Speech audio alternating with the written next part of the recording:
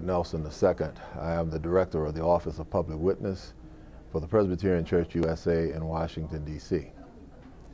I believe that campus ministry is a place where the church has to maintain a major connection in order to relate to another generation.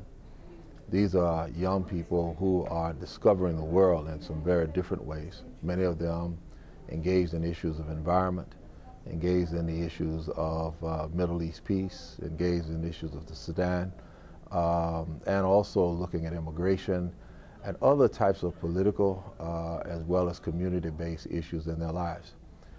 We have to be there to help define what faith has to say and to appropriate regarding decisions that are made, not just in Washington, but in their personal lives, ways by which they can live to protect and conserve the earth, ways in which they can begin to look at neighbors as friends, ways in which they can understand globalization and its impact upon their lives and expectations.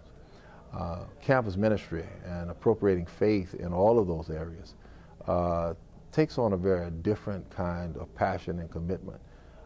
Persons in campus ministry over the years that I have been a part of it, seen it and witnessed it. My wife was a campus minister as well. It's basically a place where we oftentimes don't look at these individuals as clergy. I think that is a mistake by our denomination. It's almost as though they're serving in a ministry that is not connected to the broader church. This is something else other than ministry. The reality is that this is probably the greatest intersection that young people will engage in their transition to adulthood.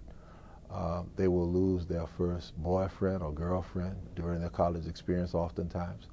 They will have presented to them drugs and alcohol for sometimes the first time.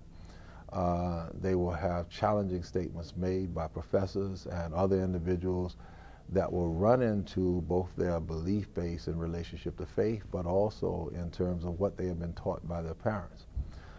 How do we put young people in a place where someone is there to serve as a counselor, to serve sometimes as a surrogate parent, to serve as a person who can help them work through the difficult phases of life?